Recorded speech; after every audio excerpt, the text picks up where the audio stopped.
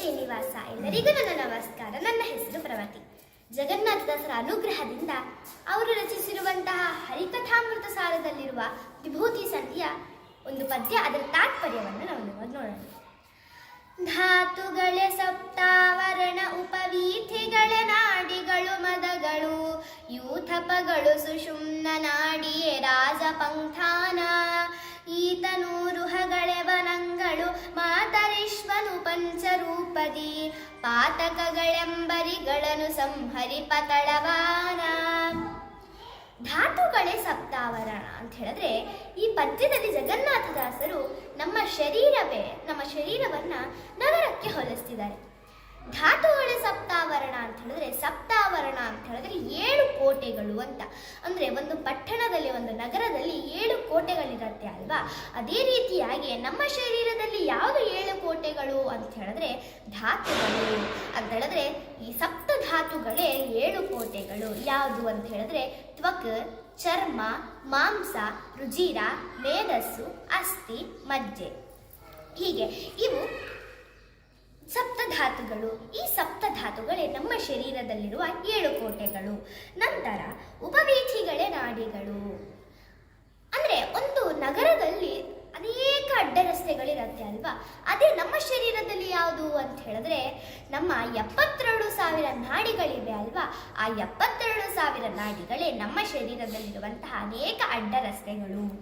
ನಂತರ ಮದಗಳು, ಯೂಥಪಗಳು. ಮದಗಳು, ಯೂಥಪಗಳು ಅಂತ ಹೇಳಿದ್ರೆ ಆನೆಗಳು. ಯೂಥಪಗಳು ಅಂತ ಹೇಳಿದ್ರೆ ಆನೆಗಳು.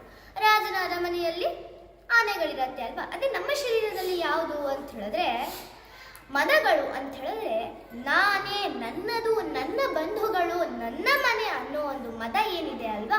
ಆ ಮದಗಳೇ ನಮ್ಮ ಶರೀರದಲ್ಲಿ ಆನೆಗಳಾಗತ್ತೆ. ನಂತರ ಸುಷುಮ್ನ ನಾಡಿಯೇ ರಾಜಪಂಥಾನ ಅಂತ ಹೇಳಿದ್ರೆ, ರಾಜನಿಗೆ ತನ್ನ ಅರಮನೆಗೆ ಹೋಗ್ಲಿಕ್ಕೆ ಒಂದು ಮುಖ್ಯ ರಸ್ತೆ ಇರುತ್ತೆ ಅಲ್ವಾ? ಹಾಗೇನೆ ನಮ್ಮ ಬಿಂಬರೂಪಿ ಪರಮಾತ್ಮನಿಗೆ ಯಾವುದು ಮುಖ್ಯ ರಸ್ತೆ ಅಂತ ಹೇಳಿದ್ರೆ ತನ್ನ ಅರಮನೆಗೆ, ತನ್ನ ಹೃದಯವೆಂಬ ಅರಮನೆಗೆ ಹೋಗ್ಲಿಕ್ಕೆ ಯಾವುದು ಮುಖ್ಯ ರಸ್ತೆ ಅಂತ ಹೇಳಿದ್ರೆ ಸುಷುಮ್ನ ನಾಡಿ. ಆ ಸುಷುಮ್ನ ನಾಡಿಯೇ ನಮ್ಮ ಬಿಂಬರೂಪಿ ಪರಮಾತ್ಮನಿಗೆ ಮುಖ್ಯ ರಸ್ತೆಯು. ನಂತರ ಈತನೂರುಹಗಳೇ ವನಂಗಳು. ವನಂಗಳು ಅಂತ ಹೇಳಿದ್ರೆ ಉದ್ಯಾನವನ. ಅಂದ್ರೆ ನಮ್ಮ ಬಿಂಬರೂಪಿ ಪರಮಾತ್ಮನಿಗೆ ಯಾವುದು ಉದ್ಯಾನವನ ಅಂತ ಹೇಳಿದ್ರೆ ನಮ್ಮ ಶರೀರದಲ್ಲಿ ರೋಮಕೂಪಗಳಿವೆ ಅಲ್ವಾ? ಆ ರೋಮಕೂಪಗಳೇ ಪರಮಾತ್ಮನಿಗೆ ಉದ್ಯಾನವನ ಆಗತ್ತೆ. ನಂತರ ಮಾತರಿಶ್ವನು, ಪರಮಾತ್ಮನಲ್ಲಿ ಭಕ್ತಿಯಿಂದ ಮಗ್ನರಾದರಂತಹ ಮುಖ್ಯ ಪ್ರಾಣದೇವರು. ಅಂತಹ ಮುಖ್ಯ ಪ್ರಾಣದೇವರು ಪಂಚರೂಪದಿ, ತಮ್ಮ 5 ರೂಪಗಳಿಂದ ಯಾವುದು ಅಂತ ಹೇಳಿದ್ರೆ ಪ್ರಾಣ, ಅಪಾನ, ವ್ಯಾನ, ಉದಾನ, ಸಮಾನ ಎಂಬ ಈ 5 ರೂಪಗಳಿಂದ ನಮ್ಮ ಶರೀರದಲ್ಲಿ ಇರ್ತಾರೆ ಅಂತ ಹೇಳಿದ್ರೆ, ರಾಜನ ಅರಮನೆಯ ಹೊರಗಡೆ ಹೇಗೆ ಸೈನಿಕರು ಕಾವಲು ಕಾಯ್ತಾ ಇರ್ತಾರೋ ಅದೇ ರೀತಿಯಾಗೂ ಕೂಡ ನಮ್ಮ ಹೃದಯವೆಂಬ ಮನೆಯಲ್ಲಿರುವಂತಹ ಬಿಂಬರೂಪಿ ಪರಮಾತ್ಮನ ಅರಮನೆಯ ಹೊರಗಡೆ ಮುಖ್ಯ ಪ್ರಾಣದೇವರು ಕಾವಲು ಕಾಯ್ತಾ ಇರ್ತಾರೆ.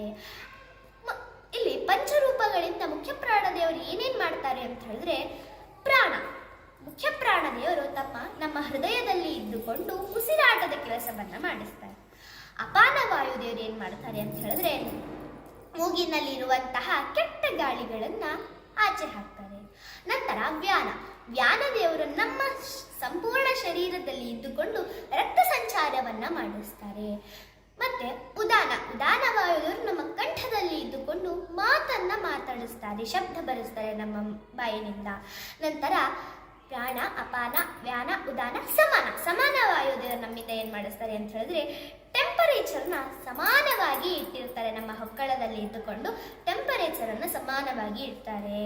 ಹೀಗೆ ಮುಖ್ಯ ಪ್ರಾಣದೇವರು ತಮ್ಮ 5 ರೂಪಗಳಿಂದ ನಮ್ಮ ಶರೀರದಲ್ಲಿ ಕಾವಲು ಕಾಯ್ತಾ ಇರ್ತಾರೆ. ಮತ್ತೆ ಮುಖ್ಯ ಪ್ರಾಣದೇವರು ತಮ್ಮ ಕೈಯಲ್ಲಿ ತಳವಾರ ಅಂತ ಹೇಳಿದ್ರೆ ಖಡ್ಗವನ್ನ ಇಟ್ಕೊಂಡು ಪಾತಕಗಳೆಂಬ ಅಂತ ಹೇಳಿದ್ರೆ ಪಾಪಗಳೆಂಬ ಪಾತಕಗಳೆಂಬ ಅರಿಗಳನ್ನು ಅಂತ ಹೇಳಿದ್ರೆ ಶತ್ರುಗಳನ್ನು ಸಂಹರಿಪ ತಳವಾರ. ತಮ್ಮ ಖಡ್ಗದಿಂದ ಆ ಪಾಪಗಳೆಂಬ ಶತ್ರುಗಳನ್ನ ಸಂಹಾರ ಮಾಡ್ತಾರೆ ಅನ್ನೋದನ್ನ ಜಗನ್ನಾಥದಾಸರು ಈ ಪದ್ಯದಿಂದ ನಮಗೆ ತಿಳಿಸಿದ್ದಾರೆ.